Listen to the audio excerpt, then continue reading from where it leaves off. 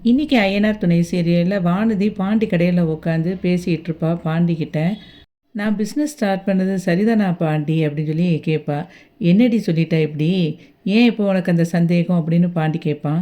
இல்லை, என் கூட படித்த பசங்க எல்லாம் இப்போ ஃப்ரீயாக ஜாலியாக இருக்காங்க. நான் உடனே கடையை ஆரம்பிச்சிட்டேன். ஏற்கனவே ஓடிக்கிட்டு இருந்த கடை, அதனால நல்ல லாபம் பார்க்கலாம் அப்படின்னு நினச்சேன். ஆனால் கடைக்கு மாத்திரை மருந்துன்னு வாங்கி திரும்ப போட வேண்டியிருக்கு. கடைக்கு வாடகை குடுக்கணும், செல்வத்துக்கு சம்பளம் குடுக்கணும், அப்படி இப்படின்னு போனா, நான் எப்ப தான் லாபம் பார்க்குறதுன்னு எனக்கு தெரியல. நகைய வேற மீட்டெடுக்கணும். ஏகப்பட்ட பொறுப்பு வந்துருச்சு. என்ன பண்ணுறதுன்னே தெரியல பாட்டி அப்படின்னு சொல்லி ஃபீல் பண்ணிகிட்ருப்பா. கடைய நடத்துறது அவ்வளோ ஒரு பெரிய ஈஸியான விஷயம்லாம் கிடையாது வானதி. கடையில் என்றைக்குமே நம்ம உடனே லாபத்தெல்லாம் பார்க்க முடியாது. அதுக்கு டைம் எடுக்கும். இப்போ நான் இந்த கடையை ஆரம்பிச்சிருக்கேன். 3,00,000 இதுக்கு நான் பணம் குடுத்துருக்கேன். அத நான் இப்போ வரைக்கும் எடுக்கல. அதனால நான் லாபத்த இன்ன வரைக்கும் நான் பார்க்க முடியாது. எப்போ இந்த கடன நான் அடைக்கிறேனோ, அதுக்கப்புறம் தான் எனக்கு எல்லாமே லாபம். அதனால எல்லா விஷயத்துக்கும் கொஞ்சம் வெயிட் பண்ணி பார்க்கணும். அதுவரைக்கும் கொஞ்சம் பொறுமையா தான் இருக்கணும் அப்படின்னு பாண்டி சொல்லுவான். வானதி அவ கால அப்படியே அமுக்கிக்கிட்டே இருப்பா. அப்ப பாண்டி கேட்பான், "என்ன உன் கால் வலிக்குதா?" அப்படின்னோனே, "ஆமா, வீட்டுக்கும் கடைக்கும் மாறி மாறி டெய்லி நடந்து போய்க்கிட்டே இருக்கேன்னா, அதுக்கே பாதி கால் வலி வந்துருது.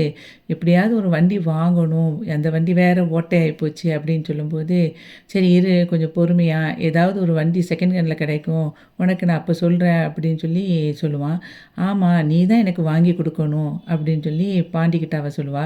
"கண்டிப்பா வாங்கி கொடுக்குறேன் வானதி. அது வரைக்கும் பொறுமையா இரு." சரி வேலை முடிஞ்சிருச்சு, வா கடையில் போய் சாப்பிட போவோமா அப்படின்னு சொல்லிட்டு அவளை கூட்டிகிட்டு கடைக்கு போயிடுவான். வீட்டில் பல்லவன் மொபைல் பார்த்து சிரிச்சுக்கிட்டு இருப்பேன். பக்கத்தில் பாண்டி அப்படியே அமைதியாக இருப்பான். அப்போது என்னென்ன சிரிக்க கூட மாட்டேங்கிற, நான் எவ்வளோ பெரிய வீடியோ காட்டிக்கிட்டு இருக்கேன், கொஞ்சம் கூட காமெடியை பார்த்து சிரிக்க மாட்டேங்க அப்படின்னே, இல்லைடா நான் கொஞ்சம் வானதியை பற்றி யோசிச்சுக்கிட்டு இருந்தேன் அப்படின்னு சொல்லுவான் பாண்டி. நானே பேசணும்னு நினச்சேன் பாண்டி, வானதி இப்போ எப்படி கடையை நடத்திட்டு இருக்காங்க, கடை எப்படி போகுது அப்படின்னு கேட்பா. நல்லா தான் போகுது, ஒன்றும் பிரச்சனை இல்லை, கொஞ்சம் புதுசுன்னொன்னே கொஞ்சம் பயப்படுறா அவ்வளோதான் அப்படின்னு சொல்லுவான். சரின்னு சொல்லுவான். பரவாயில்ல பாத்தியாடா, அந்த பொண்ணு இப்போ தான் காலேஜை முடிச்சிச்சு, கடையை ஸ்டார்ட் பண்ணிட்டா. இன்னும் கொஞ்ச நாளில் உன்னைய முந்திட்டு அவள் பாரு பெரிய ஆளாயிருவா அப்படின்னு சொல்லும்போது, அப்படி வந்தால் நல்லது தானேண்ணா அப்படின்னு சொல்லி பாண்டி சொல்லுவான். அந்த சமயத்தில் நடேசன் அப்படி போவார். உடனே சோழன் ஓடி போய் நின்றுட்டு, நில்லுங்க அப்படின்னு சொல்லி கூப்பிடுவான். என்ன அப்படின்னு அவர் கேட்பாரு.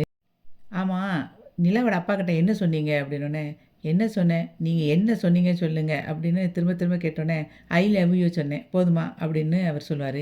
என்ன உங்களுக்கு நக்கலாக இருக்கா அப்படின்னோடனே, வேற என்ன, அவங்க அப்பாட்ட போய் நான் என்ன சொல்ல போகிறேன், திரும்ப திரும்ப என்கிட்ட கேட்டுக்கிட்டு இருக்கேன், அவர்கிட்ட நீங்கள் தேவையில்லாமல் என்னென்னமோ பேசியிருக்கீங்க அப்படின்னு சொல்லுவான். என்ன சொன்னார் அப்படின்ட்டு சேரன் கேட்பான். இல்லை, நம்ம வீட்டில் உள்ள நடந்த எல்லா பிரச்சனையும் கொண்டு போய் அவர் சொல்லியிருக்காரு. டிவி வாங்காமல் போனது, கடன் வாங்கினது, எல்லா விஷயத்தையும் சொல்லியிருக்காரு. இது இப்போ அவருக்கு தேவையா அப்படின்னு கேட்பான். உடனே சரி நீ ஏப்பா சொன்னீங்க அப்படின்னு உடனே, இல்லை அவர் நான் நிலாக்கிட்ட பேச மாட்டேன்னு சொல்லி சொன்னேன். அப்போது எதுக்குன்னு சொல்லி கேட்டார். நான் எல்லாத்தையும் சொல்லிட்டேன் அப்படின்னு சொல்லுவான். அப்போது உங்ககிட்ட பேசாமல் இருந்தது அவருக்கு எப்படி தெரியணும்னு நான் தான் சொன்னேன் அப்படின்னு சொல்லி சொல்லுவார். பாண்டி உடனே சொல்லுவான், "உங்களுக்கு வாய வச்சுட்டு சும்மாவே இருக்க முடியாதோ? ஏன் எதை பேசணும், எந்த இடத்துல எதை பேசக்கூடாதுன்னு கூட இன்னும் தெரியாதோ?" அப்படின்னு சொல்லிட்டு டென்ஷனாக கத்துவான். உடனே அதுக்கு நடேசன் சொல்லுவார், "இங்க பாருங்க, நீங்க உங்க மனசுல நினைக்கிறதெல்லாம் நான் பேசணும்னா, நீங்க தான் என் உடம்புக்குள்ள புகுந்து ஆவியா இருந்து எல்லா பதிலையும் சொல்லணும். போங்கடா டேய்!" அப்படின்னு சொல்லிட்டு அவர் பாட்டுக்கு கிளம்பி போயிருவாரு. இவர் ஏன்னா இப்படி இருக்காரு? இவர பெசாட்ல எங்கேயாவது விட்டுட்டா என்ன? அப்படின்னு பல்லவன் கேட்பான். சேரன் சொல்லுவான், "சும்மா இரு பல்லவா, தேவையில்லாம இப்ப எதுக்கு அத பேசிக்கிட்டு இருக்க?" அப்படின்னு சொல்லும்போது, சோழன் சொல்லுவான், "அங்க பாருங்கண்ணே, அவன் சொன்னதுல என்ன தப்பு இருக்கு? இவர் இங்க இருக்கிறதுனால தான் இவ்வளோ பிரச்சனை. ஒண்ணு இவர் இங்க இருக்கணும், இல்லைன்னா நம்ம இங்க இருக்கணும். 2ல யாராவது ஒருத்தர் தான் நம்ம இங்க இருக்கணும். அதுக்கு என்ன வழின்னு சொல்லி பார்க்கணும்." அப்படின்னு சொல்லிட்டு அவன் பாட்டுக்கு கிளம்பி போயிருவான். நடேசன் வெளியே அப்படியே உட்காந்துருப்பாரு. அப்போ நிலா சாப்பாடு எடுத்து கொண்டு போய் கொடுப்பா. உடனே அதை சாப்பிட்டுட்டு சொல்லுவார், "இந்த வீட்டில் என்னத்தை பேசணும், எப்படி பேசணுன்னே தெரிய மாட்டேங்கி. ஒரு உண்மையை கூட பேச முடியல." அப்படின்னு சொல்லுவார்.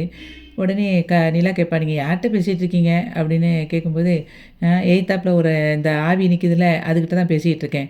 "நீ வேறம்மா, உன்கிட்ட தான் பேசிக்கிட்டு இருக்கேன்." என்ன பேசினாலும் எதிலயாவது குறைய கண்டுபிடிக்கிறானுங்க அப்படின்னு சொல்லும்போது, நிலா சொல்லுவா, "நீங்கள் என்ன பேசணும், எதை பேசக்கூடாதுன்னு உங்களுக்கு தெரியாதா?" அப்படின்னு கேட்பா. நடேசன் சொல்லுவாரு, "நீ இப்போ சேட்டில் ஒண்ணு பண்ணு. நேரா இந்த வீட்டு வாசல்ல ஒரு போர்ட மாட்டு. அதில நான் என்ன பேசணும், எத பேசக்கூடாதுன்னு எழுதி வையி. நான் அத படிச்சுட்டு அதுக்கு ஏத்தாப்புல பேசுறேன். ச்சை! என்ன வாழ்க்கை இது! ஒரு மனுஷன் நிம்மதியா எத பேசணும், எத பேசணும் கூடாதுன்னு ஒரு சுதந்திரமா கூட பேச முடியல. எத பேசினாலும் தப்புன்னு சொல்லிக்கிட்டு இருக்காங்க. இந்த நடேசன் எப்படி சுதந்திரமா, ஜாலியா இருந்தான் தெரியுமா? இப்போ நான் நானாவே இல்ல. எனக்கு பைத்தியம் பிடிச்ச மாதிரி இருக்கு. சாப்பிடுறதுக்கு மட்டும் தான் வாய திறக்கணும் போல. மத்த நேரத்தில திறக்கவே கூடாது அப்படின்னு சொன்ன உடனே நிலா கிளம்பி உள்ள போயிருவா. பெட்ரூம்ல நிலாவும், சோழனும் அப்படியே உட்காந்துருப்பாங்க. அந்த சமயத்தில சோழன் ரொம்ப யோசிச்சுட்டே இருப்பான். நிலா வந்து கேட்பா, "ஏன் என்னத்த திங்க் பண்ணிட்டுருக்கீங்க? ஏன் ஒரு மாதிரி இருக்கீங்க? அப்பா எதுவும் சொன்னாங்களா?" அப்படின்னு சொல்லி கேட்பா. அவரு கரெக்ட்டா தான் பேசினாரு. ஆனா, இந்த இவரு இருக்காரே, தேவையில்லாம போய் உங்க அப்பாகிட்ட எல்லா விஷயத்தையும் சொல்லியிருக்காரு. டிவிக்காக காசு சேர்த்து வச்சது, அத கடன்காரன் வாங்கிட்டு போனது, நம்ம வீட்ல ஒண்ணுமே இல்லாதது, அப்படி இப்படின்னு எல்லாத்தையும் போய் சொல்லியிருக்காரு. அப்படின்னு சொல்லும்போது, எனக்குமே அங்கிள் அப்பாகிட்ட சொன்னது கஷ்டமா தான் இருந்தது. அதுக்காக நம்ம என்ன பண்றது? சரி விடுங்க பார்த்துக்கலாம் அப்படின்னு அவ சொல்லுவா. எனக்குமே அங்கிள் சொன்னது கஷ்டமா தான் இருந்தது. அத பத்தி அப்பாவும் என்கிட்ட பேச தான் செஞ்சாங்க. நான் அப்பாகிட்ட பேசிட்டேன். நீங்க அத பத்தி வொரி பண்ணாதீங்க சோழன் அப்படின்னு நிலா சொல்லுவா. சோழன் சொல்லுவான், "இல்ல நிலா, அப்படினாலுமே உங்க அப்பா சொன்னது ரொம்ப கரெக்ட்டு தானே. நீ வசதியான வீட்டு பொண்ணு. நல்ல வசதியா வாழ்ந்திருக்க. இந்த வீட்ல என்ன இருக்கு? ஒரு டிவி கூட இல்லாம இருக்கு பாரு" அப்படின்னு சொல்லும்போது, நிலா சொல்லுவாங்க, "பாருங்க, டிவி இப்ப நமக்கு எதுக்கு? எல்லார் கையிலயுமே மொபைல் இருக்கு. இவன் வந்து பல்லவன் கேட்டானே அப்படிங்கிறதுக்காக தான் நம்ம டிவி வாங்க போனோம். எனக்கு அந்த வீட்ல இருக்கிறத விட நான் இங்க தான் சந்தோஷமா இருக்கேன். அதுவே உங்களுக்கு தெரியாதா? அவ்வளோ பொருள் இருந்தாலும் எனக்கு இங்க தான் இருக்கு சந்தோஷமே" அப்படின்னு சொல்லும்போது, "நீ எவ்வளோதான் சொன்னாலும் அது சரி வராது நிலா" அப்படின்னோனே, "இல்ல, எனக்கு எல்லார் கூடயும் சேர்ந்து இருந்து ஜாலியா பேசிட்டு, ஒண்ணா இருந்து சாப்பிட்டுட்டு அப்படி இருக்கத்தான் எனக்கு பிடிக்கும். நீங்க தேவையில்லாம மனச போட்டு குழப்பாதீங்க. எங்க அப்பாகிட்ட நான் பேசிக்கிறேன். எங்க அப்பா புரிஞ்சுக்கிடுவாங்க" அப்படின்னு சொல்லிட்டு போய் படுத்துருவா. சோழன் அப்படியே அவங்க அப்பா சொன்னதையே அப்படியே நினச்சு ஃபீல் பண்ணிட்டு இருப்பான். அதுக்கப்புறம் ஃபோன் எடுத்துட்டு நேரா வெளிய போயிட்டு நிலவோட அப்பாவுக்கு கால் பண்ணுவான். நீங்க சொன்ன மாதிரியே நான் வந்து நிலவ ஒழுங்கா தான் கவனிக்கல. ஒரு 4 நாள் டைம் குடுங்க. அதுக்குள்ள நான் வந்து நல்ல ஒரு ஃப்ளாட்டா பார்த்துட்டு, அதுக்கு தேவையான பொருள் எல்லாத்தையுமே நானே வாங்கி போட்டு, நிலவ நான் தண்ணி குடுத்தனம் கூட்டிட்டு போயிடுறேன் அப்படின்னு சொல்லி சொல்லுவான். உடனே நிலாவோட அப்பா சிரிக்க ஆரம்பிச்சுருவாரு. "எதுக்கு சிரிக்கிறீங்க?" அப்படின்னு சொல்லி கேட்பான். டிவி வாங்குறதுக்கே 4 பேரும் காசு சேர்த்து போட்டு தான் வாங்கணும்னு யோசிக்கிறீங்க. அது கூட உங்களால வாங்க முடியல. இதில நீங்க தனியா ஃப்ளாட் வாடகைக்கு எடுத்து நீங்க போய் குடித்தனம் போக போறீங்களா? அப்ப சிரிக்காம என்ன பண்ணுவேன்? அப்படின்னு சொல்லி அவர் சொல்லுவாரு. 4 நாள்ல நான் கண்டிப்பா சொன்னத செய்வேன். அப்ப பால் காய்ப்புக்கு உங்கள கூப்பிடுறேன். நீங்க அந்த சமயத்தில வாங்க அப்படின்னு சொல்லிட்டு ஃபோன கட் பண்ணிருவான்.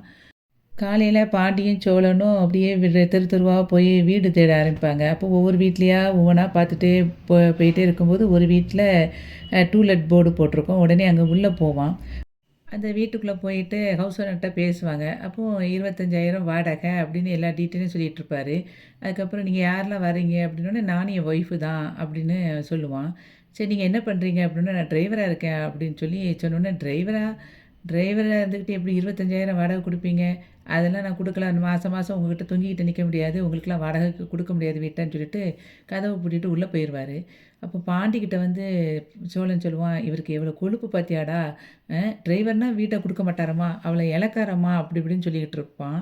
உடனே பாட்டி சொல்லுவான், "அப்போ நீ 25,000 வீட்டுக்கு வாடகைக்கு போகலான்னு நெனச்சியா?" அப்படின்னோனே, "அதில என்ன இருக்கு? இவன் வீட்டுக்கு எவன் 25,000த்துக்கு போவான்?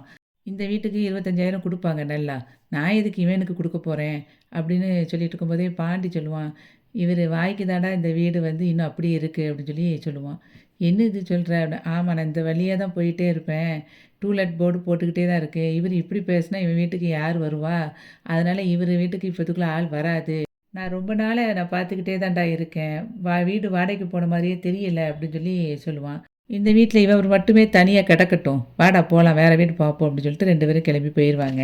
அதுக்கப்புறம் இன்னொரு வீட்ட வந்து ஒரு லேடி வந்து காட்டுவாங்க.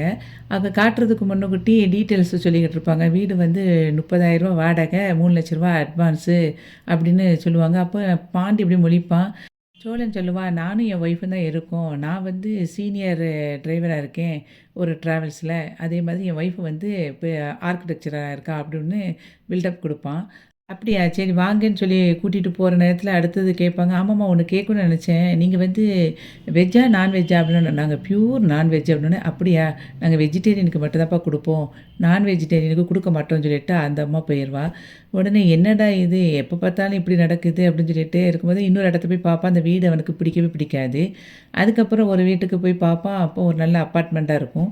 அந்த அப்பார்ட்மெண்ட் வீட்ல அவங்க போன உடனே இவனே எல்லா டீட்டெயிலும் உண்மைய அவ்வளத்தையும் சொல்லுவான். அந்த ஹவுஸ் ஓனர் சொல்லுவாரு, "ஆமா நெறைய எக்ஸ்பீரியன்ஸ் ஆயிட்டு போல வீடு பார்த்து" அப்படின்னு சொல்லி கேட்பாரு. "ஆமா போற இடத்துலலாம் ஒவ்வொன்னா சொல்லியிருக்கேன்ல, அதான் எனக்கு பழகிருச்சு. நீங்க இத தான் கேட்பீங்கன்ட்டு அதான் சொல்லிட்டேன்" அப்படின்னு சொல்லிட்டு உண்மைய தான் சொல்லியிருப்பான். எல்லா டீட்டெயிலையும் சொல்லுவான். சொன்ன உடனே அவரு சொல்லுவாரு, "என்ன தம்பி வீடு பார்த்து ரொம்ப எக்ஸ்பீரியன்ஸ் ஆயிட்டு போல" அப்படின்னு சொல்லும்போதே, "ஆமா சார் நாங்க நெறைய வீடு பார்த்துட்டோம். இப்போ உங்க வீட பார்க்க வந்திருக்கோம்" அப்படின்னோனே, "சரி சார்" அப்படின்னு சொல்லி வீட காட்டுவான். அப்ப அவனுக்கு அந்த வீடு ரொம்ப பிடிச்சிரும். எனக்கு இந்த வீடு தான் பிடிச்சிருக்கு. நான் பார்க்க போறேன்னு சொல்லிட்டு வீட ஃபுல்லா சுத்தி பார்ப்பான். அப்ப அவரு வந்து 20,000 வாடகை, ரூ. 2,00,000 அட்வான்ஸு, டோக்கன் அட்வான்ஸு இன்னைக்கு குடுத்துட்டு புக் பண்ணிக்கோங்க தம்பி அப்படின்னு சொல்லி சொல்லிருவாரு. கண்டிப்பா நான் வந்து குடுத்துருதேன் அப்படின்னு சொல்லிட்டு அவன் வெளிய வந்துருவான்.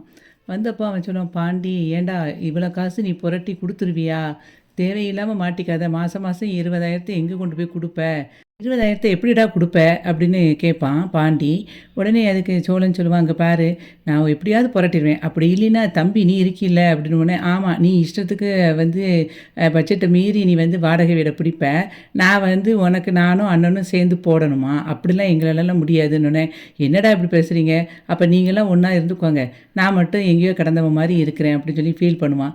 "டேய் நான் சொல்றது உனக்கு புரியுதா? தேவையில்லாம நீ வந்து செலவு பண்ணணும்னு நெனைக்கிற. நீ முதல்ல வா கிளம்பி போவோம்ன்னு" சொல்லிட்டு கூட்டிட்டு போயிருவான். பல்லவனும், நிலாவும், சேரனும் கோச்சிங் சென்டருக்கு கூட்டிட்டு போவாங்க. அப்ப அங்க போயிட்டு எல்லா டீட்டெயில்ஸும் கேட்டு 15,000 கட்டி அவன ஜாயின் பண்ணி விட்டுருவாங்க. சோழன் நேரா அவங்க ஓனர்ட்ட போய் நிப்பான். உடனே அவரு சொல்லுவாரு, "இப்ப எதுக்கு இங்க வந்திருக்க?" அப்படின்னு கேட்பாரு. "இல்ல உங்ககிட்ட ஒரு உதவிண்ணே" அப்படிம்பான்.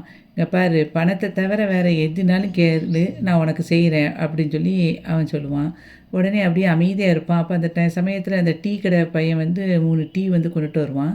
வடையும் எடுத்துட்டு வருவான். அப்போ "டீக்கு நான் சொல்லவே இல்லையே! எதுக்கு வந்துச்சு டீ?" அப்படின்னு சொல்லி கேட்கும்போது சோழன் சொல்லுவான், "நான் தானே சொன்னேன். இஞ்சி டீ சூப்பரா இருக்கும் குடிங்க" அப்படின்னு சொன்ன உடனே அந்த டீ எடுத்து குடிப்பாரு அவன் ஓனரு. குடிச்சிட்டு "தொண்டைக்கு நல்லா இதமா இருக்குடா" அப்படின்னு சொல்லிட்டு இருக்கும்போதே, "அண்ணே" அப்படின்னு சொல்லி திரும்ப ஸ்டார்ட் பண்ணுவான். "என்னடா?" அப்படின்னோனே, "எனக்கு கொஞ்சம் பணம் வேணுண்ணே" அப்படிம்பான். "அதானே பார்த்தேன். நீ சும்மா வரவே மாட்டியே. இப்ப தானே நான் சொன்னேன். பணத்த தவிர வேற எதுனாலும் பேசணும்னே. என்ன அர்ஜென்ட்டா கொஞ்சம் தேவைப்படுதுண்ணே. உன்ன விட்டா நான் வேற யார்ட்டனா வந்து கேட்பேன். உன்ன விட்டா வேற யார்ட்டனா வந்து கேட்பேன்" அப்படின்னு சோழன் சொல்லுவான். உடனே பையில இருந்து ஒரு ரூ. 500 எடுத்து குடுப்பான். "இந்தா வச்சுக்க" அப்படின்னு சொல்லிட்டு. "என்னண்ணே இந்த காசு? இந்த ரூ. 500 என்கிட்ட ஏற்கனவே இருக்கு. நான் இதையே கேட்கல. எனக்கு பெரிய அமௌண்ட்டா வேணும்." "பெரிய அமௌண்ட்டா? பெரிய அமௌண்ட்னா எவ்வளவு?" அப்படின்னு சொல்லி கேட்பாரு. ஒரு 2, 2,00,000 அப்படின்னு அவன் சொன்ன உடனேயே ஓனர் இந்த பக்கம் அந்த பக்கமும் அப்படியே அடிக்கிறதுக்கு எதையோ தேடிட்டு அடிங்கிறேன் அப்படின்னு சொல்லிட்டு சொல்ற மாதிரி இன்னைக்கு ஐயனார் துணை சீரியல் முடிஞ்சது. வீடியோவுக்கு ஒரு லைக் கொடுத்து சேனலை சப்ஸ்கிரைப் பண்ணுங்க. நன்றி.